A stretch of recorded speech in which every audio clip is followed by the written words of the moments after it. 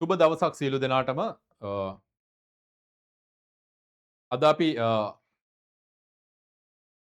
සිදු කරන දේශනය තමා අද අපි පුනරීක්ෂණයක් කරන්නේ පුනරීක්ෂණ දේශනයක්. එතකොට මේක ප්‍රධාන දේශනයට වැඩිය ගොඩක් අඩු නැත්තම් ගොඩක් වෙලාව අඩුවෙන් ගන්න අ, අත්‍යවශ්‍ය දේවල් පමණක් අපි ටච් කරන හරයාත්මක දේවල් පමණක් කතා කරන විභාගය සඳහා ෆෝකස් කරපු දේශනයක්. එතකොට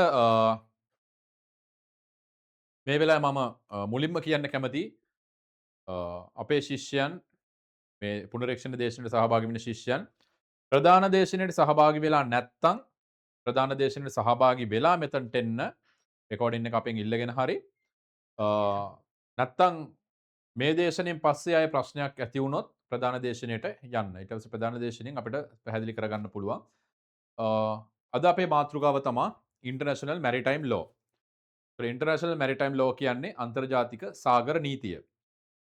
මේ අන්තර්ජාතික සාගර නීතිය ගැන මම ස්ලයිඩ් ෂෝ එක හදලා තියෙන ඉංග්‍රීසි වලින්.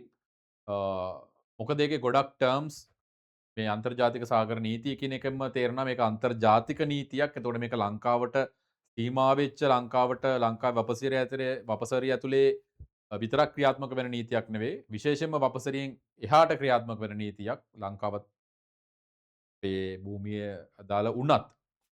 ඒක නිසා මේකේ ගොඩක් ටර්ම්ස් ඉන් ඉංග්‍රීසි වලින්. ඒක නිසා ඔයගොල්ලෝ මේක සිංහලෙන් ඉගෙන ගත්තට වැඩක් නෑ කියන හැඟීම මට තියෙනවා. මේ අනිත් නීති ශ්‍රේෂ්ඨයන් පිළිබඳව නෙවෙයි.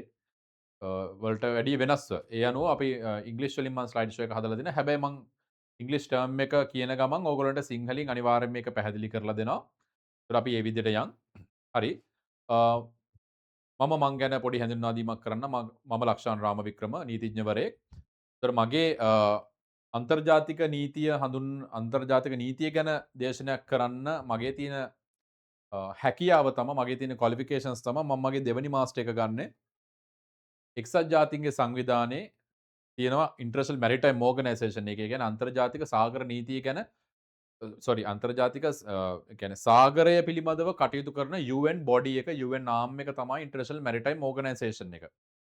ඒතකොට ඉන්ටර්නැෂනල් මැරිටයිම් ඕගනයිසේෂන් එකේ නීති ගැන කටයුතු කරන බොඩි එක තමයි ඉන්ටර්නැෂනල් මැරිටයිම් ලෝ ඉන්ස්ටිටියුට් එක. මේක තියෙන්නේ මෝල්ටාවල. ඒතර මම මගේ දෙවෙනි මාස්ටර් එක ගත්තේ UN යුනයිටඩ් නේෂන්ස් වල ඉන්ටර්නැෂනල් මැරිටයිම් ඕගනයිසේෂන් එකේ ඉන්ටර්නැෂනල් මැරිටයිම් ලෝ ඉන්ස්ටිටියුට් එකේ. ඊට අමතරව මම මගේ තව මාස්ටර් එකක් තියෙනවා බැචලර් එකක් තියෙනවා. නීතිඥවරයෙක් විදිහට මට නීතිඥවරයෙක් වෙද්දි තියෙන නොතාරිස් ඒ වගේ ක්වොලිෆිකේෂන්ස් තියෙනවා. හරි අපි එතනින් ඉන්ටර්නැෂනල් මැරිටයිම් ලෝ ගැන අපේ දේශනය පටන් ගමු.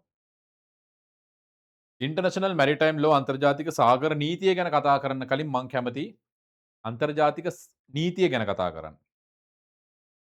මොකද අන්තර්ජාතික සාගර නීතිය කියන්නේ අන්තර්ජාතික නීතියේ එක එන උපකුලකයක්. අන්තර්ජාතික නීතිය ලොකු රවුමක් නම් ඒ ලොකු රවුම ඇතුලේ තියෙන නීතියක් තමයි සාගර නීතිය කියලා කියන්නේ. අපි බලමු අන්තර්ජාතික නීතිය කියන්නේ මොකක්ද කියලා. අන්තර්ජාතික නීතිය කියලා කියන්නේ ඒක නීතිමය රාමු වෙන්න පුළුවන්, රෙගුලාසි වෙන්න පුළුවන්. මේවා කටයුතු කරන්නේ රටවල් අතර තියෙන කියන්නේ රටවල් අතර තියෙන දේවල් තමයි මේ අන්තර්ජාතික නීතියෙන් ආවරණය වෙන්නේ. කියන්නේ ශ්‍රී ලංකාව ඉන්දියාව එක්ක කටයුතු කරන්නේ කොහොමද කියන එක ආවරණය වෙන්නේ පබ්ලික් ඉන්ටර්නැෂනල් ලෝ කියන අන්තර්ජාතික නීතිය අනුව.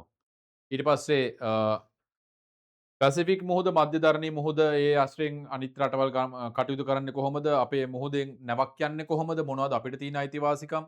ඒ දේවල් ආවරණය වෙන්නේ අන්තර්ජාතික නීතියට අනුව. එතකොට අන්තර්ජාතික නීතියේ තියෙන මූලාශ්‍ර තමයි ඔයගොල්ලෝ දන්නවා. දැන් ශ්‍රී ලංකාව ගත්තොත් ශ්‍රී ලංකාවේ අපේ ළමයින්ට අපි කියලා දීලා තියෙනවා. ශ්‍රී ලංකා නීතියේ මූලාශ්‍රය කියලා කියද්දී අපිට තියෙනවා ව්‍යවස්ථාවක්. මේ ව්‍යවස්ථාවෙන් හදනවා විධායකයේ ව්‍යවස්ථාදායකයේ අධිකරණය කියලා ආයතන තුනක්. එතකොට ව්‍යවස්ථාදායකයට තියෙනවා නීති හදන බලතල. විධායකයට තියෙනවා ව්‍යවස්ථාදායකය විසින් හදපු බලතල ක්‍රියාත්මක කරන බලතල. අධිකරණයට තියෙනවා ව්‍යවස්ථාදායකය විසින් හදපු නීති විධායකය විසින් හරියට ක්‍රියාත්මක කරනවද සහ අර්ථ නිරූපණය කිරීමේ බලතල තියෙනවා අධිකරණයට. හරි. එතකොට ඔය දේශීය මට්ටම. ජාත්‍යන්තර මට්ටම ගත්තහම අපිට තියෙනවද ව්‍යවස්ථාදායකය විධායකය අධිකරණය කියලා ආයතන තුනක්. නැහැ.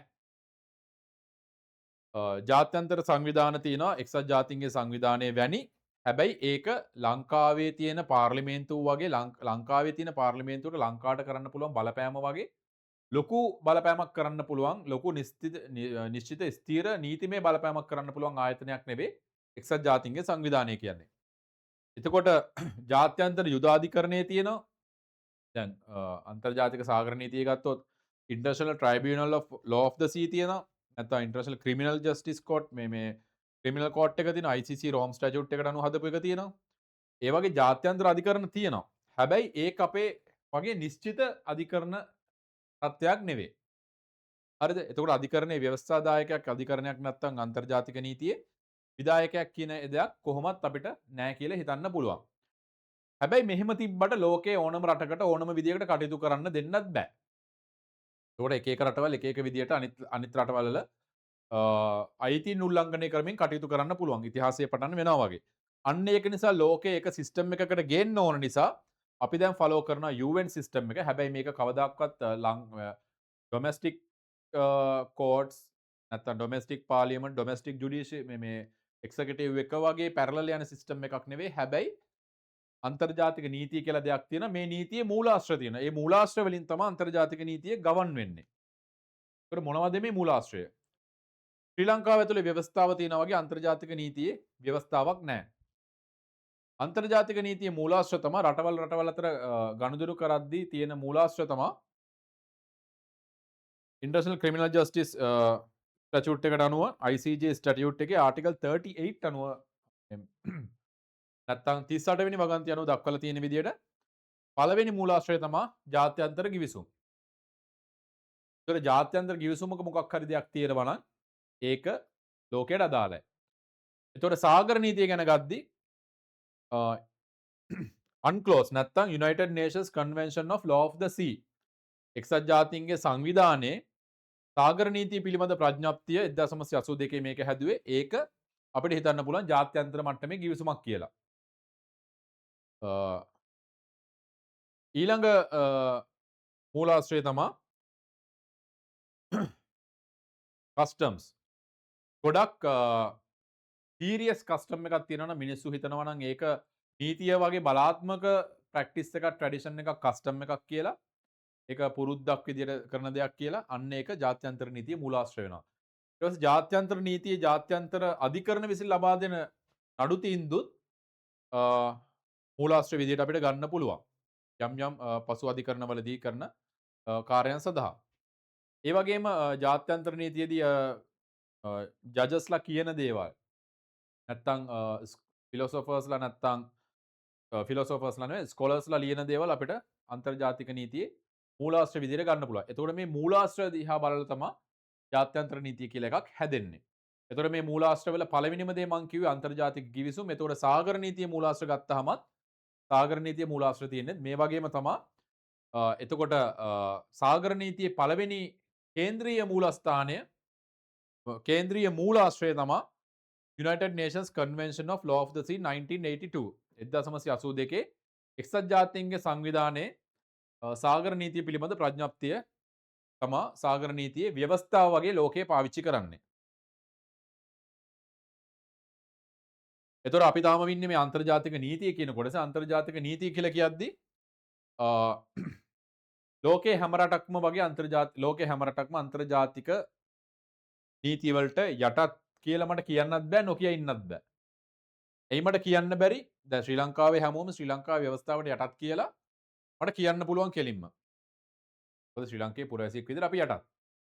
හැබැයි අන්තර්ජාතික නීතිය එහෙම තත්ත්වයක් නැති නිසා මට ඒක ඒ විදිහට කියන්න බෑ. හැබැයි මට එහෙම නොකිය ඉන්නත් බෑ. මොකද අන්තර්ජාතික නීතිය පිළිපැද්දේ නැත්තම් රිපර්කෂන්ස් තියෙනවා. සැන්ක්ෂන්ස් තියෙනවා. නැත්තම් දඬුවම් තියෙනවා. රටක් විදිහට අපිට කියන්න බෑ අපි ඒක දන්නේ නැත්තම් අපි ඔකට අදාළ නැහැ කියන එක. එතකොට අන්තර්ජාතික නීතිය බලපෑම අනිවාර්යෙන් අපිටත් තියෙනවා. හරිද? එතකොට අන්තර්ජාතික නීතිය දෙන දැන් උදාහරණයක් විදිහට ඊශ්‍රායල් හමාස් සංවිධානය අතර තියෙන ගැටුම නවත්තන්න කියලා යේමන් වල ඉන්න හූති කැරලිකරුවන් විසින් රතු මුහුදේ බෙබ්බල් කියන කොටස පාස් කරලා නැව් වලට ඒ නැව යන්නේ ඊශ්‍රායලට හෝ ඊශ්‍රායලට සහාය දක්වන පාර්ශවයකට නම් නැත්නම් ඒ රටකට අදාළ මේ අයිතිව තියෙන සමාගමක් නම් ඒකට පහර දෙනවා. එතකොට මේ පහර දීමේදී මුළු ලෝකෙම තෙල් මිල ඉහළ යනවා. ලෝකෙම නාවික ගමනාගමනය සීමා වෙනවා.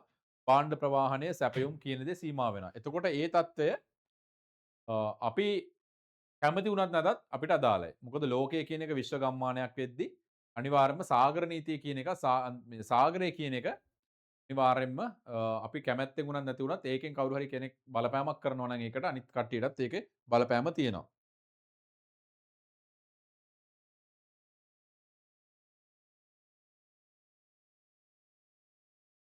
අන්තර්ජාතික නීතිය පටන් ගත්තේ කොහෙන්ද කියලා අපිට හරියටම කියන්න බෑ.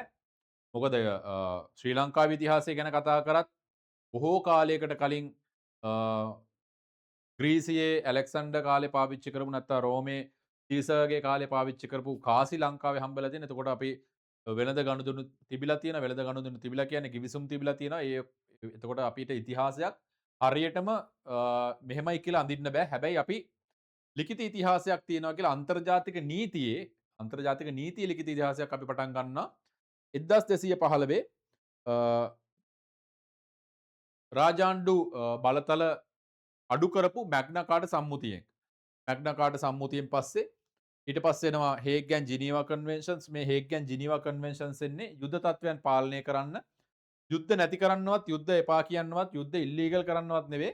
හේග් කන්වෙන්ෂන් එකෙන් කරන්නේ යුද ක්‍රියාමාර්ග ඉල්ලීගල් කරන එක. හැබැයි ඒ කියන්නේ ඒක කියන්නේ ඔයාලට පහර දෙන්න පුළුවන් කෙනෙක්ට හැබැයි ඔයාලට පොකුරු බෝම්බ දාන්න බෑ. කෙමිකල් වෝර්ෆෙයා යූස් කරන්න බෑ.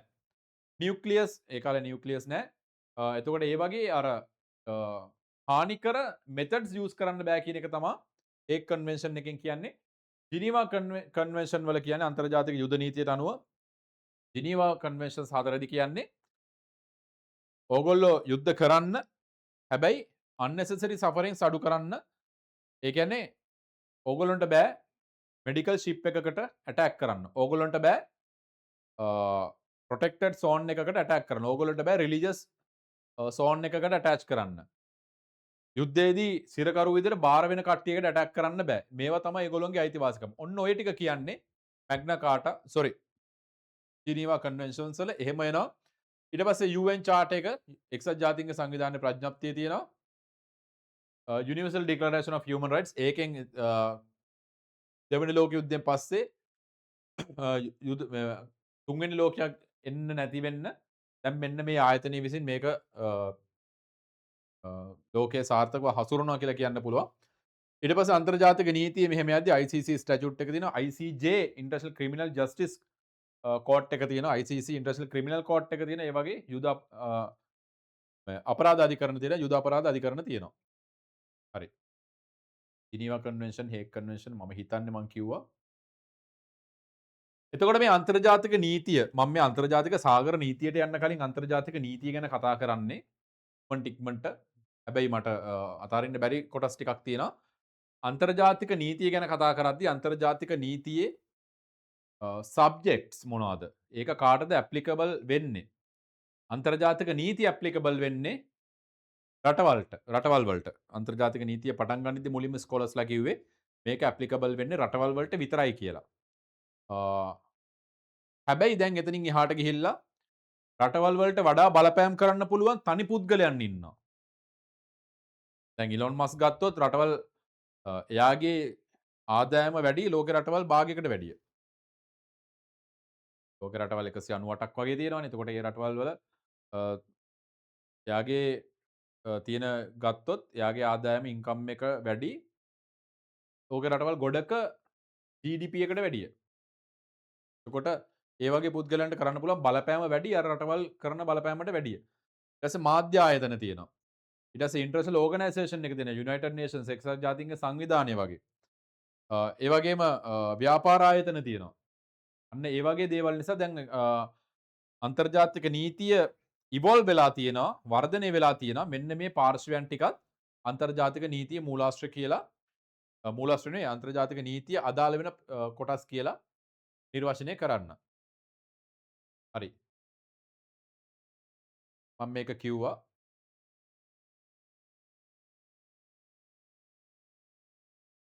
එතකොට අන්තර්ජාතික නීතිය මූලාශ්‍ර කියද්දී අර ප්‍රධාන මූලාශ්‍ර 4 ඒ කියන්නේ ICJ ස්ටැචුට් 38 වලට අනුව ඒ කියන්නේ ජාත්‍යන්තර යුද අධිකරණ ව්‍යවස්ථාවේ 38 වෙනි වගන්තියට අනුව මෙන්න මේවා තියෙන්නේ අන්තර්ජාතික ගිවිසුම්. ඊට පස්සේ කස්ටම්ස් නැත්තම් ඒක ලෝ එකක් වෙන තරම් ග්‍රැවිටි එකක් තියෙනවා නම් ප්‍රැක්ටිස් එකක් වුණත් අපිට ගන්න පුළුවන් අන්තර්ජාතික නීතිය මූලාශ්‍රය කියලා.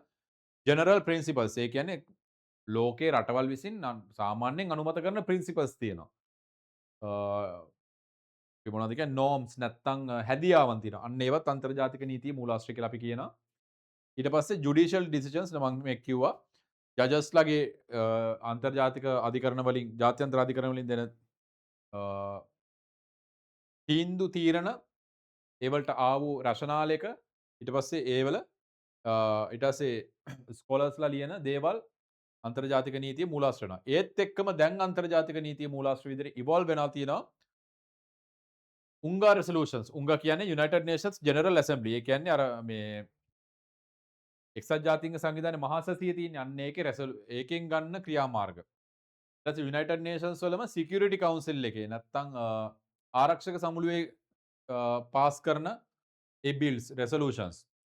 ඊට පස්සේ කවුරු හරි හෙඩ් ඔෆ් ස්ටේට් කෙනෙක් ඒ කියන්නේ සමහර රටවල් වල ඔටුන්න වෙන්න පුළුවන් සමහර රටවල් වල ජනාධිපති කෙනෙක් වෙන්න පුළුවන් සමහර රටවල අගමැති කෙනෙක් වෙන්න පුළුවන්. ඒ රටවල් විසින් කියන දේවල් ඒ වගේම අදාළ විෂය භාර අමාත්‍යවරුන් විසින් කරන ස්ටේට්මන්ට්ස් ඒ වගේම රිජෙක්ට් කරන්න නැතුව ඇක්සෙප්ට් කරන ඇක්සෙප්ටන්ස් එකක් මේ යම්කිසි ප්‍රැක්ටිස් එකක් වෙන්න පුළුවන්. ඒවා අන්තර්ජාතික නීතියේ මූලාශ්‍ර වෙන්න පුළුවන්. හරි. මේ අන්තර්ජාතික නීතියේ මූලාශ්‍ර වෙන්න පුළුවන් දේවල් හැමදේම අන්තර්ජාතික සාගර නීතියත් මූලාශ්‍ර වෙන්න පුළුවන් කියලා දැන් ඕගොල්ලෝ දන්නවා. එතකොට මේ අන්තර්ජාතික සාගර නීතිය මේවා මූලාශ්‍ර වෙද්දී අපේ පළවෙනි තැන අන්තර්ජාතික සාගර නීතියේ මූලාශ්‍රයක් විදිහට අපි තියන්නේ එක්සත් ජාතීන්ගේ සංවිධානයේ සාගර නීතිය පිළිබඳව 1982 ප්‍රඥප්තිය අන්ක්ලෝස් කියලා අපි කියන්නේ. දැන් අපි යනවා සාගර නීතියට. සාගර නීතිය කියලා කියන්නේ නැව් ගැන විතරක් තියෙන එකක් නෙවෙයි. සාගර නීතිය කියලා කියන්නේ අපි හැමෝටම සම්බන්ධ දෙයක්. මේක මේ ඔයා මැරින කෙනෙක්, සීමන් කෙනෙක් නෙවෙයි වුණාට මේක අපිට අදාළ නැහැ කියලා කියන්න බෑ. මං කිව්වා හූතිලා රෙඩ් සී වල ඇටැක් කරාට පස්සේ කොච්චර ලෝකෙට ඒක බලපෑමක් වුණාද? ඊට පස්සේ ඉරාන් US වෝ එකක් තියෙනවා. එතකොට ලෝකේ ෆියුල් ක්‍රයිසිස් එකක් එනවා. ඊට පස්සේ භාණ්ඩ සේවා සප්ලයි ඩිමාන්ඩ් එක වෙනස් වෙනවා. ඒවල ඉන්ෂුරන්ස් වෙනස් වෙනවා. ඒ කොච්චර ඒක බලපෑමක් වෙනවද කියලා අපි දන්නවා. ඊට පස්සේ express pearl blue diamond New diamond වගේ අවස්ථාවලදී අපි දන්නා කොච්චර පාරිසරික හානියක් වෙනවද කියන එක. ඒක ඒ හානිය සමහර වෙලාවට එක රටකින් නවතින්නේ නැහැ. මුහුදු සීමා ළඟයි නම් රටවල් දෙකකට යන්න පුළුවන්. සහ ඒ ජාත්‍යන්තර නැතම් ඕනම දැන් ලංකාවේ මුහුදේ සිද්ධ වෙන පාරිසරික හානිය ලංකාවට විතරක් සීමා වෙන්නේ නැහැ. මොකද ලංකාව වටේම නැව්ව යන. ඒතකොට මේ නැව්ව යන රටවල් වලටත් ඒක අදාළ වෙනවා. ඒතකොට මේක ජාත්‍යන්තර අන්තර්ජාතික සාගර නීතිය කියන එක අපි කොයිම වෙලාවකවත් හිතන්න බෑ අපි මම ඒ ශේත්‍රයේ නැති නිසා මට අදාළ නැහැ කියලා. මොකද මේක අපිට ගලව ගන්න බෑ. අපිට අනිවාර්යෙන් අදාළ තත්ත්වයක්. ඒ වගේම ජාත්‍යන්තර ඒ කියන්නේ ඒ වගේම මුහුදේ සිද්ධ වෙන දේවල් ඩිප්ලොමසි වලටත් අදාළයි. ලංකාවේ නෝටිකල් මයිල් 12 සීමාවට එපිටින් අයිරිස් ඩෙනා කියන නෞකාවට ඉරානයේ අයිරිස් ඩෙනා කියන නෞකාවට ඇමරිකාව විසින් ප්‍රහාරයක් එල්ල කරනවා. එතකොට ඇමරිකාවේ හැසිරීම, ඉරානයේ හැසිරීම, ලංකාවේ හැසිරීම කියන ඒවා ඩිප්ලොමැසි වලට බලපානවා. එතකොට සාගර නීතිය මූලාශ්‍ර කියද්දී මම කිව්වා 1982 අන්ක්ලෝස් එක තමයි අපි අංක 1ට තියන්න ඕනේ. ජාතීන්ගේ සංවිධානය මම පුන කියන්නේ සාගර නීතිය පිළිබඳ ප්‍රඥප්තිය තමයි අංක 1ට තියන්නේ. ඊට අමතරව ඉන්ටර්නැෂනල් මැරිටයිම් ඕගනයිසේෂන් එකේ අන්තර්ජාතික සාගරය පිළිබඳ ආයතනයේ අදර කන්වෙන්ෂන්ස් තියෙනවා. සෝලාස්, මාපෝල්, STCW ඒවා අනිවාර්යෙන්ම සාගර නීතියේ මූලාශ්‍ර වෙනවා. ඒ කියන්නේ මාපෝල් කියලා කියන්නේ මැරයින් පොලියුෂන් වලට සම්බන්ධයි. ඒ කියන්නේ පරිසර දූෂණය සාගර දූෂණයට සම්බන්ධ කන්වෙන්ෂන් එක තමා සම්මුති තමා මාපොල්. STCW කියලා කියන්නේ සීමන්ලා ට්‍රේනින් කරන්නේ කොහොමද, ඒගොල්ලන්ට සර්ටිෆිකේෂන් එක දෙන්නේ කොහොමද කියන එක බලන එක. සෝලාස් කියලා කියන්නේ ලයිෆ් ඇට් සී. කියන්නේ මුහුදේදී ප්‍රොපර්ටි සහ මිනිස්සු සහ දේපල බේරගන්නේ කොහොමද කියන එක ගැන ප්‍රධාන වශයෙන් තියෙන එක. එතකොට මෙන්න මේ දේවල් IMO කන්වෙන්ෂන්ස් වෙනවා. IMO විතරක් නෙවෙයි තව කන්වෙන්ෂන්ස් තියෙනවා. උදාහරණයක් විදිහට සාගර නීතිය කෙලින්ම මූලාශ්‍රයක් නොවුනත් සීමන් කෙනෙක්ගේ අයිතිවාසිකම් සුරකින්න ඉන්ටර්නැෂනල් ලේබර් ඕගනයිසේෂන් එකේ තියෙන ඒ කන්වෙන්ෂන් එක අදාළ වෙනවා. ඊට පස්සේ ඒ වගේම ඩොමෙස්ටික් ස්ටැචුට්ස්. දැන් අපි IMO එක ඉන්ටර්නැෂනල් මැරිටයිම් ඕගනයිසේෂන් එකේ මාපෝල් කියන කන්වෙන්ෂන් එක අපි හදා ගන්නවා ලංකාවේ මීපා කියලා. Marine environmental pollution prevention act. Marine environmental pollution prevention act. හරි. ඔන්න ඕක අපි හදා ගන්නවා. එතකොට ඒක අපි ඩොමෙස්ටිකලි අපේ ලංකාවේදී අදාළ වෙන නීතියක් වෙනවා. ඊට පස්සේ මර්චන්ට් ෂිපින් ඇක්ට් එක තියෙනවා, මැරිටයිම් සෝන්ස් ලෝ තියෙනවා, ෆිෂරීස් ඇක්ට් එක, ඒ කියන්නේ දීවර පනත, ඊට පස්සේ ශ්‍රී ලංකා නාවික හමුදා පනත, ශ්‍රී ලංකා වෙරළ ආරක්ෂක බලකා පනත, මේ ඔක්කොම සාගර නීතියට දාලා මූලාශ්‍ර වෙනවා. ඒ වගේම ජුඩිෂියල් ඩිසිෂන්ස්, අන්තර්ජාතික යුදාධිකරණය, international court of justice, ITLOS, international tribunal of law of the sea. මෙන්න මේක තමයි සාගර නීතිය ගැන තියෙන ප්‍රධානම අධිකරණය ලෝක මට්ටමින් ගියාම. ඊට පස්සේ ආබිට්‍රල් අවෝඩ්ස් තියෙනවා, කියන්නේ ආබිට්‍රේෂන්ස් වලට ගියාම ඒ වගේ දේවල් වල බලපෑමක් තියෙනවා. ඊට පස්සේ දැන් එක්ස්ප්‍රස් පර්ල් නිව් ඩයමන්ඩ් වගේ අවස්ථාවලදී ලංකාවේ උසාවිය කියපු දේවල් ඒ සමාන අවස්ථාවලදී ලෝකේ වෙනත් රටවල් වලට යූස් කරන්න බලන්නත් පුළුවන්. අනිවාර්ය බලපෑමක් බයින්ඩින් ඔබ්ලිගේෂන් එකක් නැහැ. හැබැයි යූස් කරන්න බලන්නත් පුළුවන්. කොහොම කරුණු සමාන නම්. ඊට පස්සේ ඕගොල්ලෝ දන්නවා බිල් ඔෆ් ලේඩින්. ඒ කියන්නේ මේ රටවල් අතර ගනුදෙනු කරද්දී අපිට තියෙනවා ඩාටා පාටි ෆෝම්ස් තියෙනවා. මේවා මැරිටයිම් ට්‍රේඩ් ලෝ වලට පැත්තට දාලා වෙන ඉකොනොමික් පැත්තට දාලා වෙන දේවල් තියෙනවා. හරි. From free seas to defined zones, the evolution of maritime jurisdiction. දැන් මගේ මාතෘකාව මම පටන් ගන්නවා jurisdiction කියන කාරණයෙන්. හරිද? jurisdiction නැත්තම් දේශ සීමාව නැත්තම් බල ප්‍රදේශය. jurisdiction කියලා කියද්දී දැන් අපි දන්නවා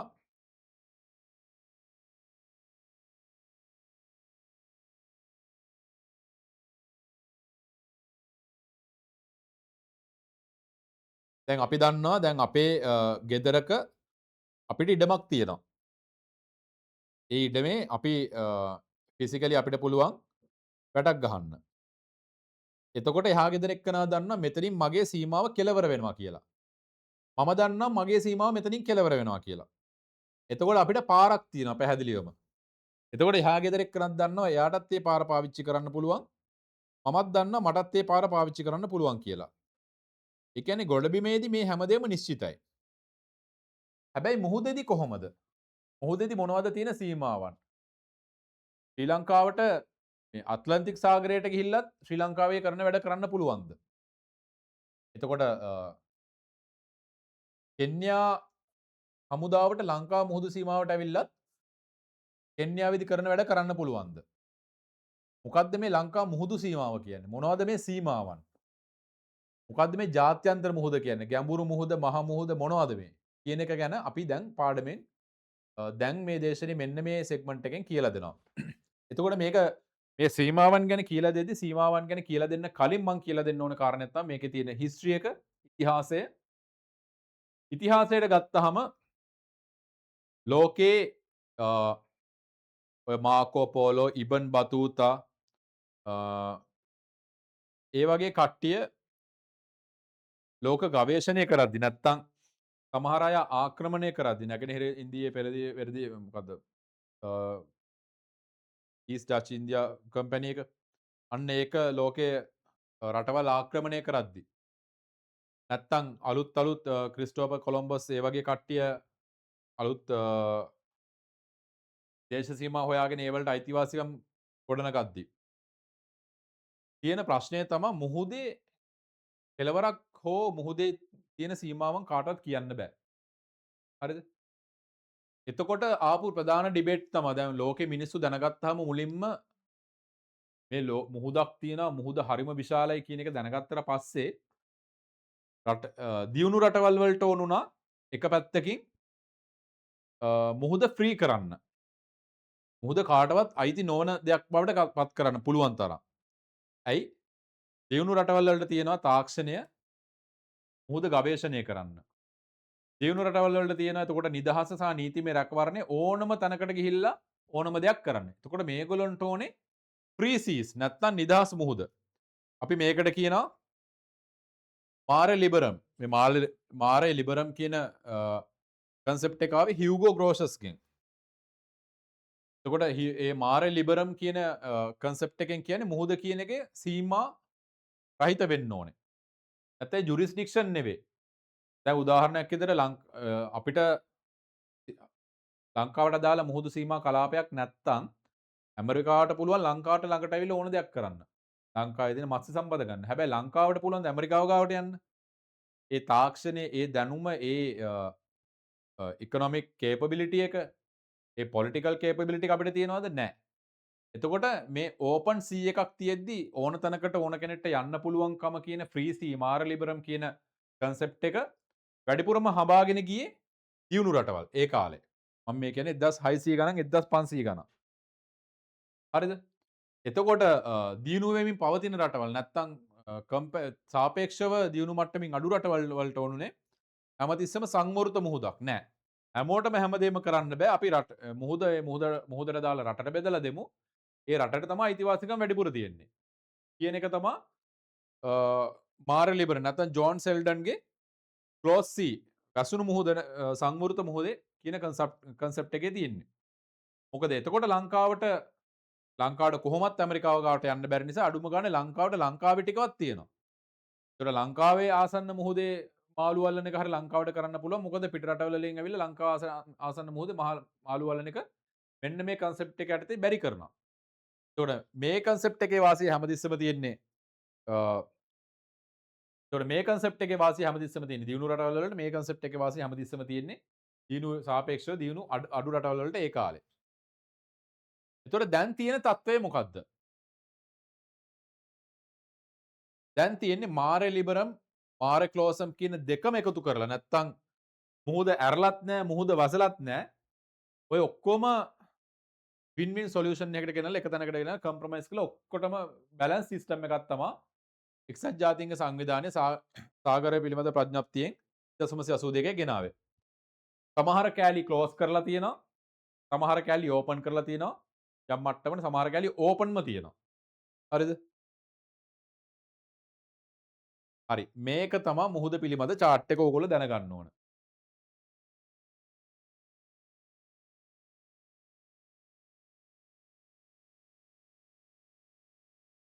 අපි හැමතිස්සම ගන්නේ බේස් ලයින් එකේ ඉඳලා. හරිද? දැන් මේ තියෙන්නේ මුහුදේ මේ ගොඩබිම කෙළවර. ගොඩබිම කෙළවර ඉඳලා අපි හිතමුකෝ බේරුවල කියලා. මේ තියෙන්නේ මෙතන බේරුවල. බේරුවල ඉඳලා රට ඇතුළ පැත්තට යන ගංගාවල් ඒ මුහුද කෙලිම ගඟ වෙලා ඇතුළ පැත්තට යන ඒවා නැත්නම් අපි හිතමු මේ මෝදර කියලා. මේ මෝදර කැලණි ගඟ බහින තැන. හරිද? කොළඹ මෝදර කැලණි ගඟ බහින තැන මොයකට තමයි මේ තියෙන්නේ. එතකොට මේ මෝදර ඉඳලා කැලණි ඇතුළ පැත්තට තියෙන කැලණි ගඟනේ. කැලණි ගඟ ටික අපි කියන ඉන්ටර්නල් වෝටර්ස්. ඒවා තනිකරම අපේ රටේ පරමාධිපත්‍ය බලයට යටත්. කෙටියෙන් කියනවා නම් long story short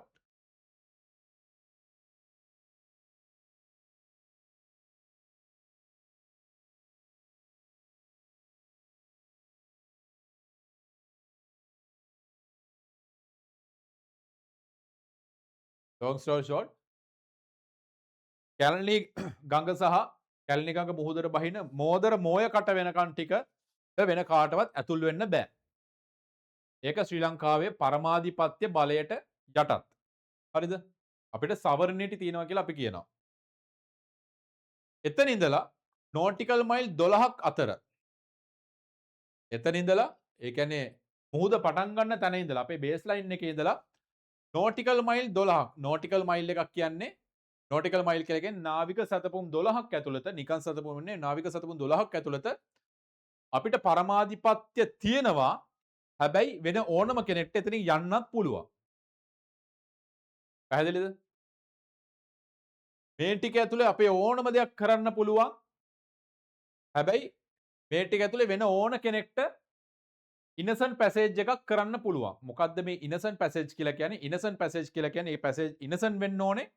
ඒක පැසේජ් එකක් වෙන්න ඕනේ. ඒ කියන්නේ ඉනසන්ට් වෙන්න ඕනේ. මෙතනට ඇවිල්ලා කාටවත් රිසර්ච් එකක් කරන්න බෑ. මාළු අල්ලන්න බෑ. ඔත්තු බලන්න බෑ. හරිද? කේබල්ස් යවන්න බෑ. අපේ අවසරේ නැතුව. ඊට පස්සේ හෙලිකොප්ටර්ස් යවන්න බෑ. ඊට පස්සේ යුද්ධ කරන්න බෑ. කිසිම දෙයක් කරන්න බෑ අපේ අවසරේ නැතුව. එතකොට පරිසර දූෂණයක් කරොත් අපිට වන්දි ගෙවන්න වෙනවා. හරිද? එතකොට අපි ගමනාගමනය නෙවෙයි. හැබැයි අපිට පුළුවන් මේ තැන්වල ට්‍රැෆික් සෙපරේෂන් ස්කීම්ස් දාන්න. ඒ කියන්නේ ලේන්ස් හදන්න. මේ පැත්තට යනවා මේ පැත්තෙන් යන්න. මේ පැත්තට යනවා මේ පැත්තෙන් යන්න. අන්න ඒක අපිට හදන්න පුළුවන්. එතකොට ඒගොල්ලෝ ඒ වලට කම්ප්ලයි වෙන්න ඕනේ. ඒ වලට අනුගත වෙන්න ඕනේ. මම මේ කියන්නේ මෝදර මෝය කටේ ඉඳලා නෝටිකල් මයිල් 12ක් ඇතුළත. පැහැදිලිද? ඔන්න ඔය ටික අපේ පරමාධිපත්‍ය තියෙනවා. හැබැයි ඉනසන්ට් පැසේජ් වලට යටත් ඉනසන්ට් පැසේජ් කියන එකේ කොටස් දෙකයි. ඒක ඉනසන්ට් වෙන්න ඕනේ. අර මං කියපු දේවල් කරන්න බෑ. අනිත් එක ඒක පැසේජ් එකක් වෙන්න ඕනේ. පැසේජ් එකක් වෙනවා කියන්නේ ඒක කන්ටිනියුස් වෙන්න ඕනේ. ඒක දිගින් දිගටම යන්න ඕනේ. මේතන කවුරු හරි ඇන්ක කරන් වාහනයක් මේ වෙසල් එකක් නවත්තන් ඉන්න බෑ. එහෙම කරනවා නම් අපේ අනුමැතිය තියෙන්න ඕනේ. හරිද? ඒකට ඒ දේවල් කරන්නේ අපේ මේ අපේ මේකට යටත්. හැබැයි ඕනම රටකට පුළුවන් මෙතනින් ගමන් කරන්න. හරි. 12 ඉඳලා 200 වෙනකම්. අපි 12 ඉඳලා 24 ගමුකෝ. 12 ඉඳලා 24 වෙනකම් ඒ කියන්නේ මම මේ කියන්නේ මෝදර මෝය කට තියෙනවා. එතන ඉඳලා 12ක් තියෙනවා. එතන ඉඳලා 12යි එතන ඉඳලා 24යි අතර. 12යි 24යි අතර අපිට තියෙනවා කන්ටිගස් සෝන් එකක්. මේ කන්ටිගස් සෝන් එක අපිට පුළුවන් කස්ටම්ස් ලෝ ක්‍රියාත්මක කරන්න.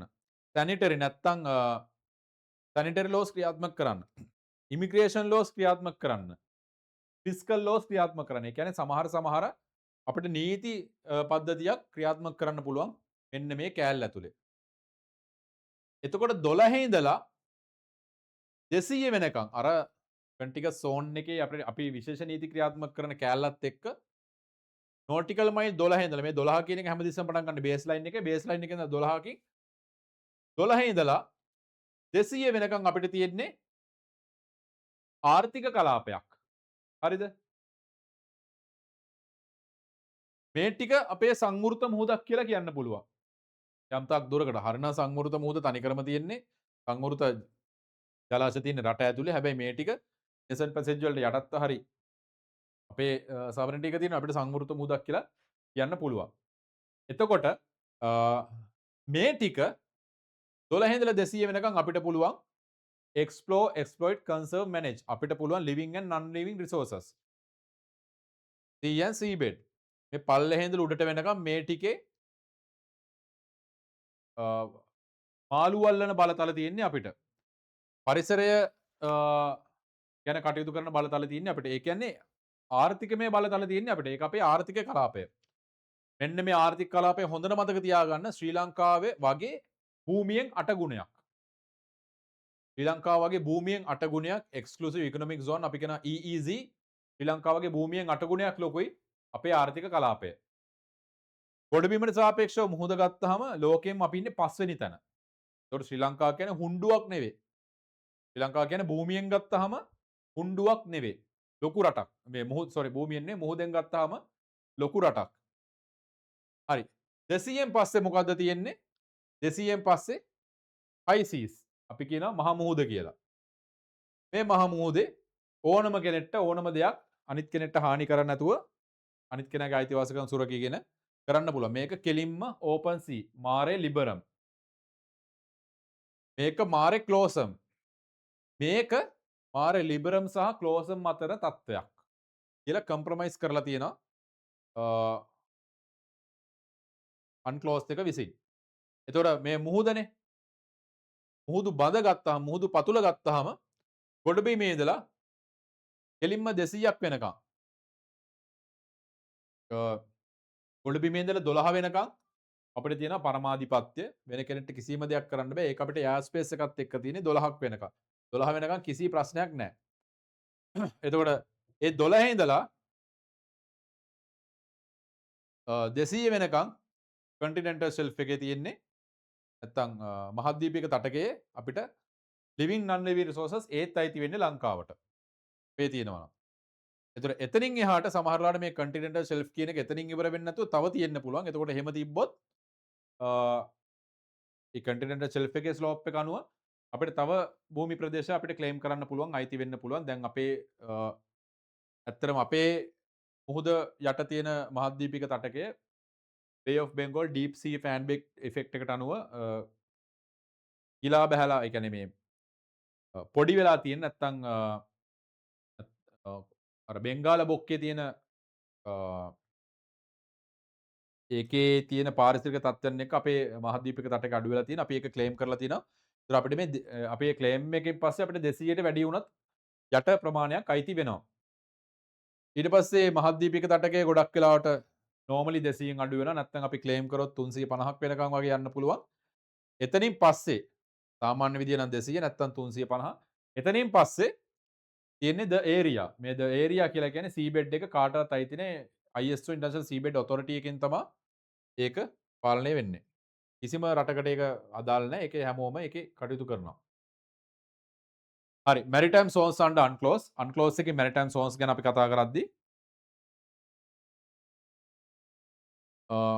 අපි මෙන්න මේවා කතා කරා. අභ්‍යන්තර මුහුදේ ෆුල් සවරන්ටි මේ අපිට පරමාධිපත්‍ය තියෙනවා. අපේ ටෙරිටෝරියල් සී එකේ නෝටිකල් මයිල් 12ක් වෙනකම් අපිට තියෙනවා පරමාධිපත්‍ය. හැබැයි ඉනසන් පැසේජ් එකට යටත්ව ඒ කියන්නේ ඕනම කෙනෙක්ට ඉනසන් පැසේජ් එකක් කරන්න පුළුවන්. ඉනසන් ඒක පැසේජ් එක ඉනසන් වෙන්න ඕනේ. ඒක කන්ටිනියස් පැසේජ් එකක් වෙනවා. ඒක තමයි කොටස් දෙක. 12 ඉඳලා 24 වෙනකම් custom physical immigration centre laws ක්‍රියාත්මක කරන්න පුළුවන්. 12 ඉඳලා 200 වෙනකම් තියෙන්නේ EEZ. ඒ කියන්නේ අපිට තියෙනවා එක්ස්ප්ලෝර් එක්ස්ප්ලොයිට් කන්සර්ව් මැනේජ්. ඒ කියන්නේ අපිට ආර්ථිකමය කලාපයක් මේක. මේකේ අපිට ආර්ථික වාසි ගන්න පුළුවන් රිසෝසස් එක්ක. ඊට පස්සේ හයි සීස්.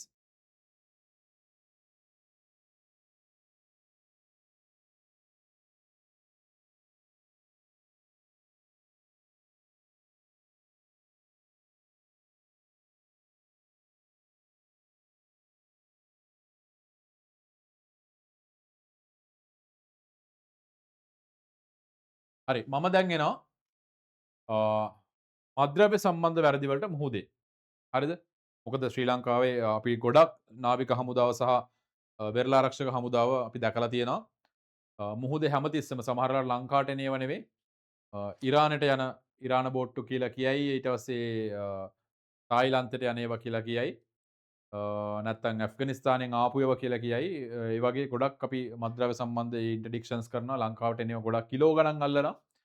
ඔය එකක් සාමාන්‍යයෙන් අපි කියන ඔය අල්ලන රෝ ඒ කියන්නේ පියෝ අපි හෙරොයින් ගත්තොත් පියෝ හෙරොයින් ග්‍රෑම් එකක් කෙලින්ම ලංකාවේ ෆස්ට් යූසර් යන්නේ ග්‍රෑම් 7ක් වෙලා. කියන්නේ 7 ගුණයකින් වැඩි වෙනවා ඒගොල්ලෝ දාන වෙන වෙන ඉන්ග්‍රීඩියන්ට්ස් මත කියලා කියනවා. එතකොට හිතන්න බලන්න කිලෝ එකක් ඇල්ලුවොත් කිලෝ 7ක් යනවා. හැබැයි අපේ නේවි එක මත්ද්‍රව්‍ය අත්අඩංගුවට ගන්නේ සමහරලාට කිලෝ 100 200. ඒතර මත්ද්‍රව්‍ය කිලෝ 100ක් 200ක් ගනිද්දි කිලෝ 100ක මත්ද්‍රව්‍ය ගනිද්දි ඒක ගොඩබිමට එන්නේ කිලෝ 700ක් වෙලා. හරිද? නිකම් මම මේ කියන්නේ නාවික හමුදාව කරන කාර්යභාරය ගැන මම මේ කියන්නේ. අපි හිතමුකෝ නාවික හමුදාව කිලෝ 100ක මත්ද්‍රව්‍ය ප්‍රමාණයක් අල්ලනවා. පියෝ හෙරොයින්. එතකොට ඒක කිලෝ 100 ලංකාවේ පළවෙනි ඔරිජිනල් විදියට ගන්න වැඩි මිලෙන් ගන්න කස්ටමර්ට ඒ කියන්නේ ඩ්‍රග් ඇඩික්ට් ඒ කියන්නේ කිලෝ 700ක් වෙලා. හරිද? ඒතර ඊළඟේ අයට යන්නේ ඊටත් වැඩි ප්‍රමාණ වලින් කවලම් වෙලා එක එක දේවල්. අන්තිමට මේ මිනිස්සු ගන්න අන්තිමට කුඩු නෙවෙයි වෙන වෙන දේවල්. අපරාධේ. එතකොට කිලෝ 100 700 වෙනවා. එතකොට කිලෝ 700ක් කියලා කියන්නේ කුඩු ගහන අ කෙනෙක්ගෙන් ඇහුවනම් නැත්තම් හෙරොයින් පාවිච්චි කරන කෙනෙක්ගෙන් ඇහුවනම් පරිවාස නැත්තම් පුනරුත්ථාපන කඳවුරක කෙනෙක්ගෙන් ඇහුවනම් කියයි මිලිග්‍රෑම් වලින් තමයි කුඩු පාවිච්චි කරන්නේ. එතකොට ඕගොල්ලෝ හිතලා බලන්න කිලෝ 100ක බෝට්ටුවක් කිලෝ 100ක පෙයෝ හෙරොයින් බෝට්ටුවක් තියෙන මද්‍රව්‍ය තියෙන බෝට්ටුවක් නාවික හමුදාවෙන් අල්ලලා ඒක රට ඇතුළට එන එක වැළැක්වුවට පස්සේ ඒගොල්ලෝ ඇත්තටම වළක්වන්නේ කිලෝ 700ක් හෝ එතනින් එහා ප්‍රමාණයක්. අපි අවමේ තියලා කිලෝ 700ක් කියලා ගමුකෝ.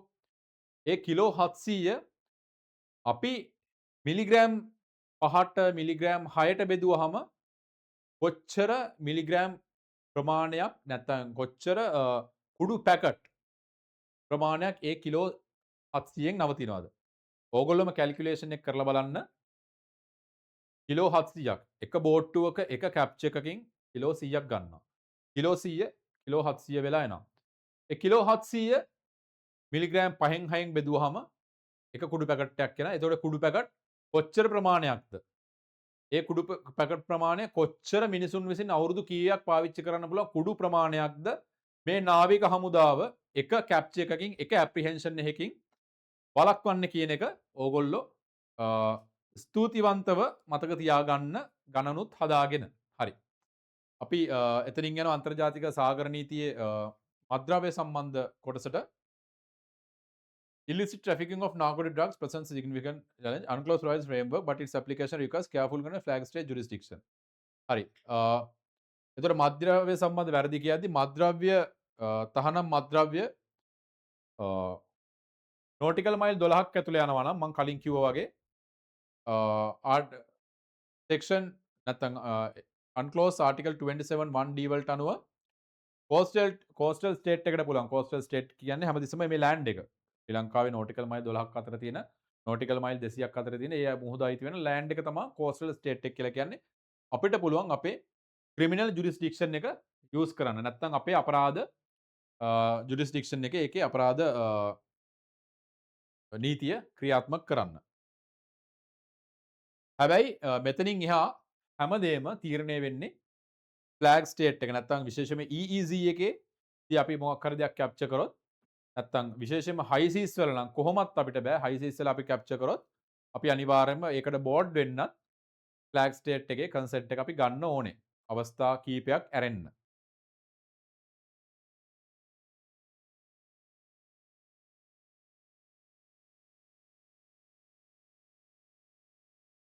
එතකොට 12යි 24යි අතර ඩ්‍රග්ස් ගේනවා නම් එතන ඩ්‍රග්ස් වලට විරුද්ධව අපිට කටයුතු කරන්නේ කස්ටම්ස් රෙගියුලේෂන්ස් අනුව. ඒ කියන්නේ හරි මේ ඩ්‍රග්ස් ගේනවා නෑ මේක ලංකාවට ඒකෙත් තියෙන්න ඕනේ ලංකාවට ගේන එකක් වෙන්න ඕනේ. ලංකාවේ කෙනෙක් කරන එකක් වෙන්න ඕනේ. අන්න ඒ වගේ ලංකාවේ බෝට්ටුවක් වෙන්න ඕනේ.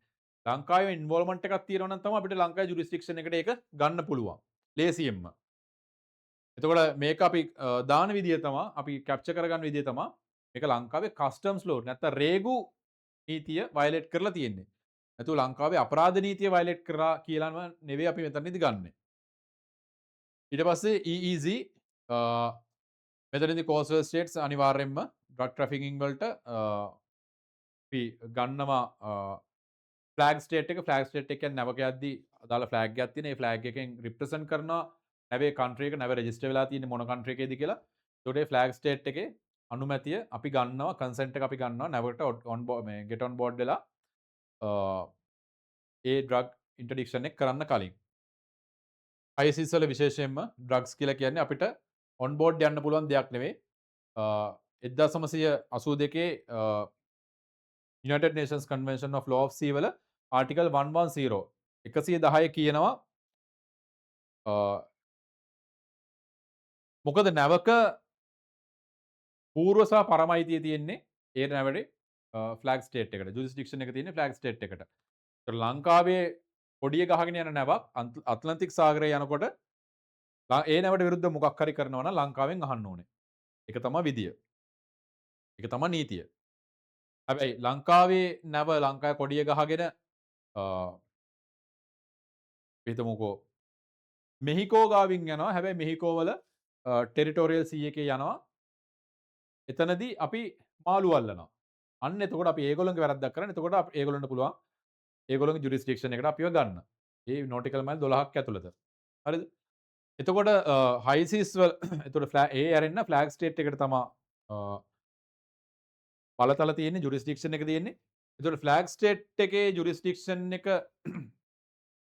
ගැන කතාව ඔහොමම තියෙද්දි අන්ක්ලෝස් ආටිකල් 110 110 කියලා දෙනවා ළමයි. යම් කිසි නැවක් පයිරසි කරනවා කියලා සැක කරනවා නම් unauthorized broadcasting නැත්තම් unauthorized broadcasting කියන්නේ නීති විරෝධී ලෙස මොන හරි ප්‍රචාරය කරනවා කියලා දන්නවනම් ස්ලේව්ස්ලා ට්‍රේඩ් කරනවා නැත්තම් වහල් වෙළඳාමේ යෙදෙනවා කියලා හිතනවා නම් ෆ්ලෑග්ස් දෙකක් තියෙනවා නම් සැක හිතන විදියට ෆ්ලෑග්ස් දෙකක් නැවකට තියෙන පුළුවන් එක ෆ්ලෑග් එක ෆ්ලෑග්ස් දෙකක් තියෙනවා නම් නැත්තම් ෆ්ලෑග් එකක් නැත්තම් ඔන්න ඔය අවස්ථාවලදී පුළුවන් ඕනම රටකට ෆ්ලෑග් ස්ටේට් එක මොකද මේ අවස්ථාවලදී ෆ්ලෑග් ස්ටේට් එකක් කියලා දෙයක් හරියටම අපිට කියන්න බෑ. පයිරසි කියලා කියන දේ හැම අන්තර්ජාතික වැරද්දක්. ඒකට ඒක කරන රටක් ඒක කරන නැවක් මෙන්න මේ රටේ කියලා අපි ඒ රටෙන් කන්සෙන්ට් එක ගන්න ඕනේ අපිට පුළුවන් නැවට නැගලා ඒක ඔප්පු කරලා ජුරිස්ඩික්ෂන් එක ගන්න ඕනම රටක. ඒ වගේ අරෙන්න අනිත් හැම අවස්ථාවක even drug offences අපි ෆ්ලෑග් ස්ටේට් එකේ කන්සෙන්ට් එක ගන්න ඕනේ.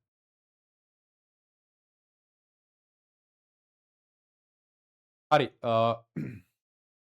බංග්ලාදේශ් vs මියන්මා කේස් එක. මේ බංග්ලාදේශ් vs මියන්මා කේස් එකේදී බේ ඔෆ් බෙන්ගාල බොක්ක මෙතනට අදාළ වෙනවා. ඒතකොට මෙතනදී අවුරුදු 40ක් පුරා තියෙන මැරිටයිම් ඩිස්පියුට් එකක් තමා නැත්තම් සාගර නීතිය පිළිබඳව ප්‍රශ්නයක් තමා නිරාකරණය කරේ. මේක ITLOS international tribunal of law of the sea. මට ඒක සිංහලින් හරවන්න තේරෙන්නේ නැහැ. හැරවීමක් නැහැ. මං හිතන්නේ ට්‍රාන්ස්ලේෂන් එක. ඉට්ලෝස් කියලා කියන්නේ අන්ක්ලෝස් එකේ ජුඩිෂියල් ආම් එක. අන්ක්ලෝස් එකේ ජුඩිෂියල් බොඩි එක ITLOS international tribunal of law of the sea. ඒකේ මැරිටයිම් බවුන්ඩරි ඩෙලිමිනේෂන් එක දුන්නා. මෙන්න මේ ප්‍රදේශය බංග්ලාදේශ වලට අයිති මෙන්න මේ මුහුද මියන්මා වලට අයිති. හැබැයි ග්‍රේ ඒරියා එකක් තියෙනවා. ඒ ග්‍රේ ඒරියා එකේ සී බෙඩ් එක කන්ටිනෙන්ටල් ෂෙල්ෆ් එක මුහුද යට අයිති බංග්ලාදේශයට. එතකොට මුහුද උඩ ඒකේ අයිති සුපර්ජසන් සී EEZ එක අයිති මියන්මා වලට. අන්න එහෙම තත්ත්වයන් තියෙන්න පුළුවන්. දැන් මුහුද කියන එක හරි ක්ලියර්ලි නැහැ දැන්. අපේ ඉඩමක් නම් අපි දන්නවා මේක මේ ඉඩම මෙතනින් හරියට තියෙන සීමාව. මුහුද කියන එක එහෙම නෙවෙයි. සමහරට උඩින් යනවා අපේ EEZ එක අපේ නෝටිකල් මයිල් 200 ඇතුලේ හැබැයි යටින් වෙන කෙනෙක්ගේ කන්ටිනෙන්ටල් ෂෙල්ෆ් එකක් තමයි එන්නේ. එයාගේ භූමිය පැත්තේ ඉඳලා එන මහද්වීපික තටකය එනවා. ඒතකොට ඒ වගේ ග්‍රේ ඒරියාස් තියෙන්න පුළුවන්. එතකොට මේ බංග්ලාදේශ මියන්මා වල දුන්නා මුහුද යට ටික අයිති බංග්ලාදේශයට. ඒ කියන්නේ මුහුදු තටකය මහද්වීපික තටකය මුහුද උඩ ටික අයිති මියන්මා වලට. එතකොට බංග්ලාදේශය මේ සී බෙඩ් එකේ වැඩක් කරද්දී මියන්මා වලට තියෙන ඒගොල්ලොන්ගේ EEZ රයිට්ස් ගැන හිතලා කටයුතු කරන්න ඕනේ. මියන්මා EEZ වල වැඩ කරද්දී බංග්ලාදේශ වලට කන්ටිනෙන්ටල් ෂෙල්ෆ් එකේ තියෙන ඒගොල්ලොන්ගේ අයිතිවාසිකම් ගැන හිතලා කටයුතු කරන්න ඕනේ.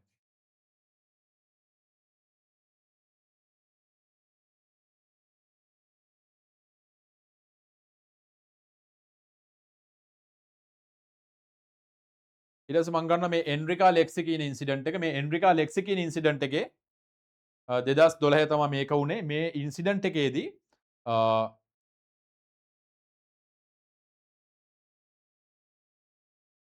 ඉතාලි වෙසල් එකක් මේක මර්චන්ට් වෙසල් එකක් මේ වෝෂිප් එකක් නෙවෙයි. ඉතාලි ෆ්ලෑග් එක දාගෙන මේගොල්ලෝ යන නෝටිකල් මයිල් 20.5 of කේරළ කෝස්ට්. ඉන්දියාවේ ඉඳලා නෝටිකල් මයිල් 20ක් දුරින් යනවා. නෝටිකල් මයිල් 20ක් දුරින් කියන්නේ ළමයි ඔයගොල්ලන්ට දැන් මතකයි නෝටිකල් මයිල් 12ක් අතර තමා ඉන්දියාවට කෙලින්ම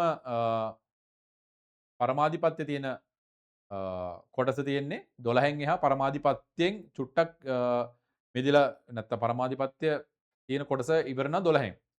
ඒතර 20.5 කියන්නේ අන්න ඒ කලාපේ. එතනදී ඉතාලි වෙසල් එකේ හිටපු ඉතාලි මර්චන්ට් වෙසල් එකේ හිටපු මැරීන්ස්ලා නැත්නම් නාවික බටයෝ ෆිෂර්මන්ලා ඉන්දියන් ෆිෂර්මන්ලා දෙන්නෙක් වෙඩි තියෙනවා මේගොල්ලෝ පයිරට්ස්ලා කියලා හිතලා කොහෙද වෙඩි තියන්නේ ඕෆ් මේ කේරළ මුහුද කේරළේ ඉඳලා නොටිකල් මයිල් 20ක් එහා පැත්තෙන්. ඉතාලිය කියනවා දැන් මෙතන වෙච්ච දේ වැරදි එහෙම ප්‍රශ්නයක් තියෙනවා. ඒක නෙවෙයි මෙතන ප්‍රශ්නේ වුණේ මොන රටටද මේ අපරාධය ගැන අධිකරණ කටයුතු මෙහෙවන්න පුළුවන් කියන එක තමයි මෙතන ප්‍රශ්නේ වුණේ. ඉතාලිය කියනවා මේ බෝට්ටුව ඉතාලියේ මර්චන්ට් වෙසල් එකක්. ඒතර මේ බෝට්ටුවේ තියෙන ඉතාලියේ ෆ්ලෑග් එක මේකේ ෆ්ලෑග් ස්ටේට් එක ඉතාලිය. එතකොට ඉතාලිය විසින් මේකේ ක්‍රිමිනල් ජුරිස්ඩික්ෂන් එක අපරාධ නඩු මෙහෙයවීම කරනවා සහ මේක වෙඩි තිබීම කරේ මැරයින්ස්ලා නැත්තම් ඉතාලි ආරක්ෂක අංශය ඉතාලි නාවික හමුදාව. ඒක නිසා මේගොල්ලන්ට කොහොමත් ඉමියුනිටි තියෙනවා. ඒ කියන්නේ ඒක නිසා කොහොමත් මේක නාවික හමුදාවෙන් කරපු දෙයක් නිසා ඉන්දියාවට බෑ මේගොල්ලන්ට විරුද්ධව කටයුතු කරන්න. ඒක කරනවා නම් කරන්න ඕනේ ඉතාලියෙන්. ඉන්දියාව කියනවා මේක උනේ අපි තමා කෝස්ටල් ස්ටේට් එක කෝස්ටල් ස්ටේට් එක මං කලින් කිව්වා ඔයගොල්ලන්ට ලෑන්ඩ් එක තියෙන ස්ටේට් එක තමයි කෝස්ටල් ස්ටේට් එක කියලා කියන්නේ. අපි තමා මේකේ කෝස්ටල් ස්ටේට් එක මේක උනේ අපේ ඉඳලා නෝටිකල් මයිල් 20ක් එහා පැත්තේ. එතකොට වික්ටිම් මේ කියන්නේ ප්ලස් මේගොල්ලෝ මේ හානියට පත්වෙච්ච මරණු ලැබූ නැත්තම් මැරුණ දෙන්න ඉන්දියන් ජාතිකයින්. ඒක නිසා අපිට ඕනේ මේ අපරාධ නඩුව මෙහෙවන්න. හැබැයි ඉට්ලෝස් එක මේගොල්ලෝ ට්‍රයිබියුනල් එකට ගියා. දැන් මේ රටවල් දෙකක් අතර ප්‍රශ්නයක් එද්දි මං කිව්වා අන්තර්ජාතික සාගර නීතිය අන්තර්ජාතික නීතිය කියන දේවල් අදාළ වෙනවා. ඒතකොට රටවල් දෙකක් අතර ප්‍රශ්නේ අන්තිමට විසඳුවේ ඉට්ලෝස් International Tribunal of Law of the Sea එකෙන්. මෙතනදි කිව්වා ඉතාලිය මේක ෆ්ලෑග් ස්ටේට් එක ඉතාලිය මේ නැව ඉතාලියේ මැරින්ස්ලා ඉතාලිය ආරක්ෂක අංශයේ ඒ කියන්නේ ඇකියුස්ලා මේ විත්තිකරුවන්. ඒක නිසා මේක ඉතාලිය තමා මේ ජුරිස්ඩික්ෂන් එක ගන්න ඕනේ. අනිත් එක ඉන්දියාවට පුළුවන් කම්පන්සේෂන් ඉන්දියාවට කම්පන්සේෂන් දෙන්නත් ඕනේ. ඉතාලිය අපරාධ නඩු කටයුතු මෙහෙව්වා. ඉන්දියාවට කම්පන්සේෂන් දෙන්නත් උනා.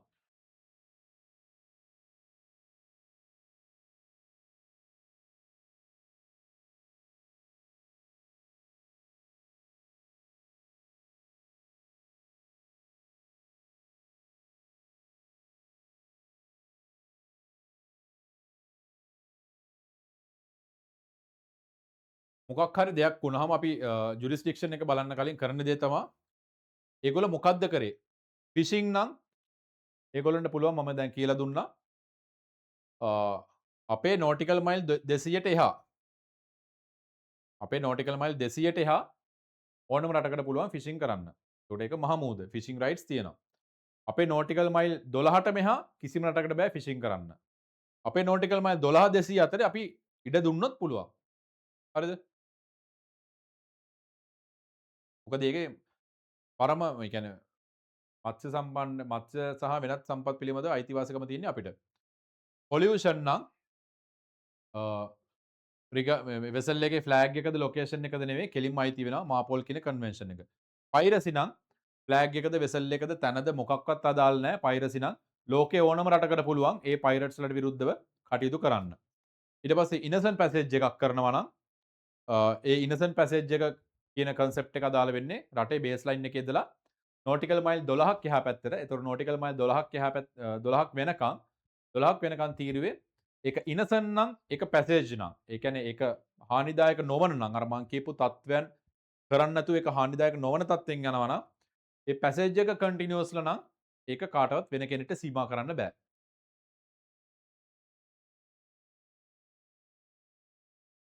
ශ්‍රී ලංකාව මම කලින් පටන් ගද්දිත් කිව්වා ශ්‍රී ලංකාව කියන්නේ හුණ්ඩුවක් නෙවෙයි ශ්‍රී ලංකාව කියන්නේ මුහුද ගත්තාම ලොකු රටක්.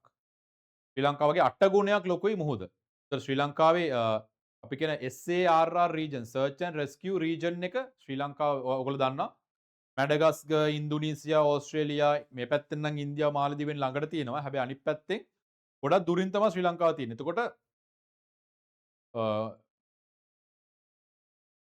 ලෝකේ මුහුදු කලාප බෙදලා තියෙනවා search and rescue region කියලා. එතකොට ශ්‍රී ලංකාවට ශ්‍රී ලංකාව වගේ 24 විතර ගුණයක ලොකු සර්ච් ඇන්ඩ් රෙස්කියු රීජන් එකක් තියෙනවා. නැත්නම් පොලියුෂන් ප්‍රිවෙන්ෂන් ඒරියා එකක් තියෙනවා. සෝරි පොලියුෂන් ප්‍රිවෙන්ෂන් ඒරියා කියන්නේ සර්ච් ඇන්ඩ් රෙස්කියු රීජන් එකක් තියෙනවා ශ්‍රී ලංකාවේ 24 ගුණයක් විතර ලොකු. ඒතකොට ඒ කලාපයේ මොකක් හරි වෙනකොට ෆස්ට් රෙස්පොන්ඩන්ට් විදියට යන්නේ වගකීම තියෙන්නේ ශ්‍රී ලංකාවට. ශ්‍රී ලංකාවේ භූමිය වගේ 24 ගුණයක් මේක ලොකුයි. ඒතකොට හිතන්න පුළුවන් කොච්චර ලොකු සර්ච් ඇන්ඩ් රෙස්කියු රීජන් එකක්ද කියලා. ඊට අමතරව ශ්‍රී ලංකාව වගේ 8 ගුණයක් ලොකු කෙලින්ම අපිට මාළු අල්ලන්න පුළුවන් මුහුදු කලාපයක් අපිට තියෙනවා. ඒ වගේම ශ්‍රී ලංකාවේ පොසිෂන් එක ගත්තාම මම කිව්වා ඉස්සර ඉඳලා සිල්ක් රූට් එක නැත්තම් සේද මාවතේ කොටසක් දැනුත් ඉස්සරහට එන සේද මාවතේ කොටසක් විදිහට ලංකාව තියෙනවා. ඒතකොට ලෝකේ මේ පල්ලෙහෙන් යන නාවික තීරුවේ ලෝකේ නාවික තීරු පල්ලෙහෙන් යන්න පුළුවන් උඩින් යන්න පුළුවන් උඩින් යනකොට ආක්ටික් අහු වෙනවා. එතකොට උඩින් යනකොට ඒගොල්ලන්ට කොස්ට් එක වැඩි ටිකක් ළඟයි මට මතක විදිහට. හැබැයි කොස්ට් එක වැඩි මොකද අයිස් කපාගෙන යන්න වෙන්නේ. ඒක නිසා ලෝකයේ දැනට තියෙන තීරුව තමයි තව අවුරුදු 100කට ක්‍රියාත්මක වෙන්නේ. ඒ කියන්නේ දකුණු චීන මුහුදෙන් ඇවිල්ලා මේ ශ්‍රී ලංකාව පහු කරගෙන ඔය පැත්තට යන එක. එතකොට ඒ අනුව ලංකාවේ ආර්ථිකමය වශයෙන් අනිවාර්යයෙන්ම ශ්‍රී ලංකාව භූ දේශපාලනය ගෝලීය දේශපාලනයටත් අදාළයි ශ්‍රී ලංකාවේ මුහුද සහ ශ්‍රී ලංකාව පිහිටා තියෙන තැන.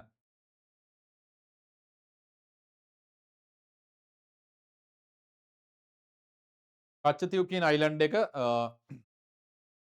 අපිට කච්චතීව් කියන අයිලන්ඩ් එක ශ්‍රී ලංකාවට ළඟ තියෙන්නේ.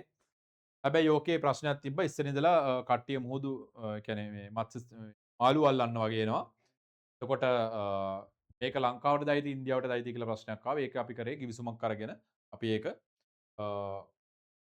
හරියටම ශ්‍රී ලංකාවට අයිතිවාසිකම් ලබා ගත්තා.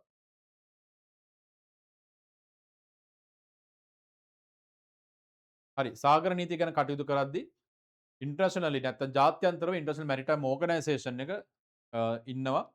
ඊට පස්සේ ඒකේ ඒ වගේම ජුඩිෂියල් ආම් එක විදියට ඉන්ටර්නැෂනල් ට්‍රයිබියුනල් ෆ්ලෝ ඔෆ් ද සී ඊට පස්සේ හැබැයි අපිට කිසිම තහනමක් නැහැ කෝට් ඔෆ් ජස්ටිස් එකට යන්න එක. ඒ වගේ ආබිට්‍රේෂන් තියෙන අපිට දාලා ඉන්ටර්නැෂනල් ලේබර් ඕගනයිසේෂන් එක අපිට දාලා විශේෂයෙන්ම සීෆෙයාරර්ස්ලා සීමන්ලගේ අයිතිවාසිකම් ගැන කතා කරද්දී. ඒ වගේම ශ්‍රී ලංකාවේ ඇතුලේ තියෙන බොඩිස් ගැන ගත්තොත් නේවි එක, කෝස්ට් ගාඩ් එක, director general merchant shipping, port ඔතොරිටිස්, මීපා එක ඒ වගේ ආයතන තියෙනවා. අපි සාගර නීතිය ගැන කටයුතු කරන. ලෝකෙට අන්ක්ලෝස් එක තියෙනවා. ඒකේ ඔක්කොම ටික කවර් වෙනවා. එතකොට ඒක අපි අරගෙන තියෙන වෙන වෙනම ලෙජිස්ලේෂන් විදියට වෙන වෙනම වෙන වෙන පනත් විදියට මැරිටයිම් සෝන්ස් ලෝ එකේ නිර්වචනය කරන ලංකාවේ තියෙන මැරිටයිම් සෝන්ස් මොනවද කියලා අන්ක්ලෝස් එකට අමතරව මර්චන්ට් ෂිපින් ඇක්ට් එක තියෙනවා. ඊට පස්සේ admiralty jurisdiction and MEPA act එක දීවර පනත coast guard act navy act. Fishing කියන එකේ බලතල තියෙන්නේ ශ්‍රී ලංකාවට පුළුවන් ශ්‍රී ලංකා මුහුදේ ෆොරින් ෆිෂින් බෝට් එකක් ෆිෂින් කරනවා නම් ඒගොල්ලොම රෙස් කරන්න.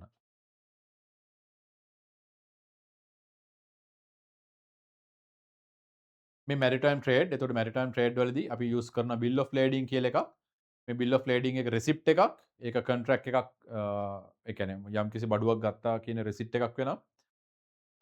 මේක කොන්ට්‍රැක්ට් එකක් කරා කියලා එවිඩන්ස් එකක් වෙනවා. ඒ වගේම ඩොකියුමන්ට් එකේ ටයිටල් එක. මොකද සාගරය මගින් භාණ්ඩ ප්‍රවාහනය කරද්දී භාණ්ඩය ප්‍රවාහනය වෙන්නේ සමහරට මාස ගණන් ගිහිල්ලා. හැබැයි ඊට කලින් ඩොකියුමන්ට් අපිට ටයිටල් එක නැත්නම් ඕනර්ෂිප් එක නැත්නම් හිමිකම පාස් කරන්න පුළුවන් විදියක් තමයි බිල් ඔෆ් ලේඩින් කියලා කියන්නේ.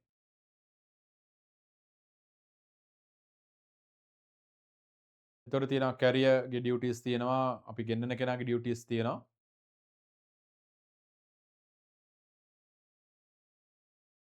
මැරයින් ඉන්ෂුරන්ස් නෝමල් ඉන්ෂුරන්ස් ප්‍රින්සිපල්ස්ම තියෙන අපි මේවා.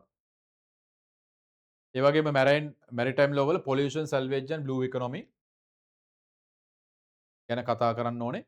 අපි මෙතනදී ඩිසාස්ටර්ස් දෙකකට මුහුණ දුන්නා ළඟදී 2021 එක්ස්ප්‍රස් පර්ල් මෙතනදී ප්‍රිවෙන්ෂන් රෙස්පොන්ස් කම්පන්සේෂන් රීස්ටොරේෂන් කියන ප්‍රින්සිපල්ස් 4 අනුව අපි කටයුතු කරන්න ඕනේ. පොලියුටර් පේ ප්‍රින්සිපල් එක අනුව ඒ කියන්නේ සාගර නීතියේ කන්සෙප්ට් එකක් තියෙනවා. සාගර නීතිය ගැන සාගර නීතියේ සාගර පරිසර නීතිය ගැන නීතිය කන්සෙප්ට් එකක් තියෙනවා. කවුද පොලියුට් කරන්නේ? එයා ගෙවන්න ඕනේ.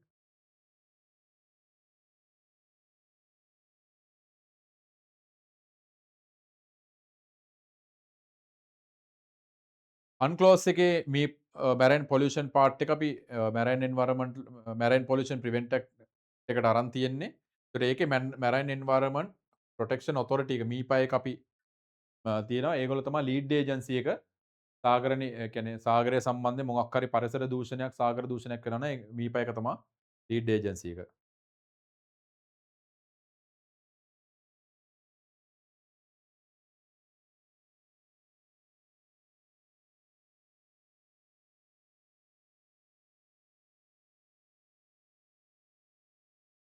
එක්ස්ප්‍රස් පර්ල් කියන නැව ඒ ඩිසාස්ටර් එකේදී කිලෝමීටර් 300ක කෝස්ට් ලයින් එකක් කන්ටමිනේට් වුණා. ඒ වගේම MT නිව් ඩයමන්ඩ් ඩිසාස්ටර් එකේදී මෙට්‍රික් ටොන් 270,000ක ක්‍රූඩ් ඔයිල්ස් මුහුදට ගියා.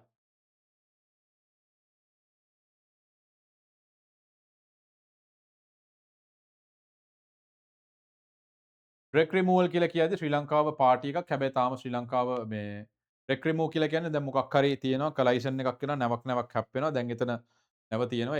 ඒක රෙක් එක රිමූව් කරන්නේ කොහොමද? එතනින් අයින් කරන්නේ කොහොමද? ඒ අයින් කරලා අනිත් නෞකාවලට අවහිරකින් තොරව ගමන් කරන්න ඉඩ දෙන්නේ කොහොමද? අන්න ඒක ගැන තියෙන කන්වෙන්ෂන් එක. ලංකාවේ මේක වෙන්නේ ලංකාවේ ප්‍රැක්ටිස් එක තියෙනවා පෝර්ට් ඔතොරිටි එක ඒ වගේ ආයතන එකතු වෙලා නේවි එක එකතු වෙලා තමයි ලංකාවේ රෙක් රිමූව් කරන්නේ. යම් මට්ටමකට එතනින් එහාට ඒ කියන්නේ ලංකාව මේක සයින් කරලා තිබ්බට මට මතක විදිහට ලංකාවේ ඩොමෙස්ටිකේට් කරලා නැහැ. ඒ කියන්නේ වෙනම ඇක්ට් එකක් විදිහට පාස් කරලා නැහැ. ජාත්‍යන්තර වශයෙන් ගත්තම රෙක් රිමූවල් වලට තියෙන නයිරෝබි කන්වෙන්ෂන් එක රෙක් රිමූවල් කන්වෙන්ෂන් එක. ඒ වගේම මෙතන මම කියන්න ඕනේ ඩියුටි ටු ඇසිස්ට් ඕනම මාස්ටර් කෙනෙක්ට මර්චන්ට් ෂිපින් එකක වුණත් නැත්නම් වෝර්ෂිප් එකකට වුණත් වගකීමක් තියෙනවා ඩියුටි ටු රෙන්ඩර් ඇසිස්ටන්ස්. ඒ කියන්නේ ඩිස්ට්‍රෙස් වෙසල් එකක් තියෙනවා නම් දැන් මම කලින් කිව්වා SARR රීජන් එක ලංකාව වගේ 24 ගුණයක් විතර ලොකු. මෙහෙන් මැඩගස්කර් වලට එනකම් මෙහෙන් ඕස්ට්‍රේලියා ඉන්දුනීසියා වලට වෙනකම් ලොකු ප්‍රමාණයක තියෙනවා කියලා කලාපයක්. සර්ච් ඇන්ඩ් රෙස්කියු රීජන් එකක්. එතකොට ඒ අපේ කලාපේ. ඊට අමතරව අපි වෙන කොහෙද හරි අපි සේල් කරත් අපේ මර්චන්ට් වෙසල් එකක් වුණත් අපේ වෝර්ෂිප් එකක් වුණත් අපි දන්නවා නම් අපි යන පැත්තේ තියෙනවා කියලා ඩිසාස්ටර් එකක් ඩිස්ට්‍රෙස් වෙච්ච නැත්නම් හැප්පිච්ච නැත්නම් මොකක් හරි ඇතුලේ ලෙඩ වෙලා ඉන්න පුළුවන් මිනිස්සු. ඒ වගේ ඕනම දෙයක් වෙන්න පුළුවන්. ඒ කියන්නේ ලොකු ලෙඩ වෙලා කියන්නේ මේ උණක් හැදිලා නෙමෙයි. ලොකු ඩිස්ට්‍රෙස් වෙච්ච මොකකින් හරි නැව විදියට හරි නැත්නම් මිනිස් විදියට හරි එහෙම හානියටපත් වෙන නැවක් තියෙනවා නම් ඒකට උදව් කරන වගකීමක් අන්තර්ජාතික සාගර නීතියේ තියෙනවා අන්ක්ලෝස් ආටිකල් 98 අනුව.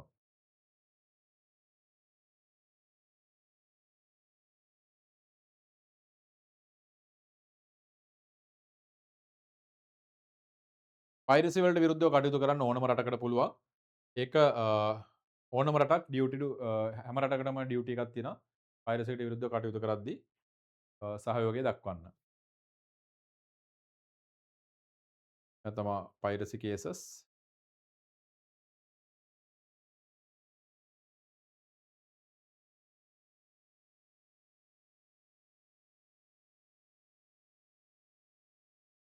ජුරිස්ඩික්ෂන් එකක් වැඩක් නැහැ පයිරසි වලට.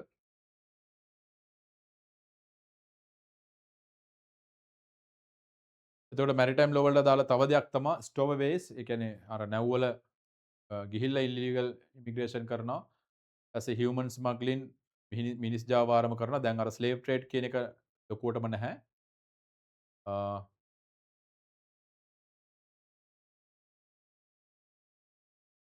අවශ්‍ය දේවල් විතරක්ම ගන්නවා.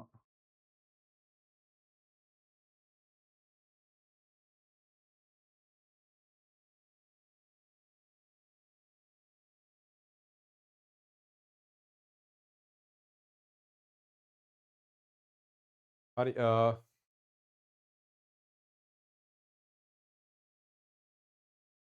ඔය කරුණු මූලික කරගෙන තමයි අපි එක්සෑම් එක කරන්නේ. ඕක තමයි ඔය දැන් මම උගන්වපු විශේෂයෙන්ම මැරිටයිම් ලෝ කියද්දී ඔයගොල්ලෝ දැනගන්න ඕනම දේ තමයි සෝනල් ජුරිස්ඩික්ෂන් එක නැත්තම් කොහොමද මැරිටයිම් සෝන්ස් තියෙන්නේ කියන එක.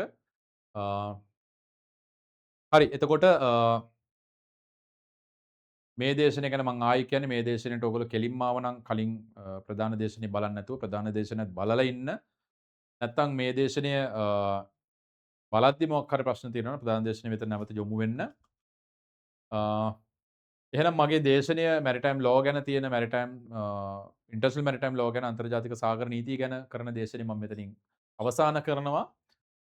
මෙතනදී මගේ අරමුණ ඉලක්කය වුණේ මැරිටයිම් ඉන්ටර්නැෂනල් මැරිටයිම් ලෝ නැත්නම් අන්තර්ජාතික සාගර නීතිය ගැන විශේෂයෙන් දැනුම ලබා දිය යුතු ඒරියාස් ගැන අවබෝධය ලබා දෙන්න.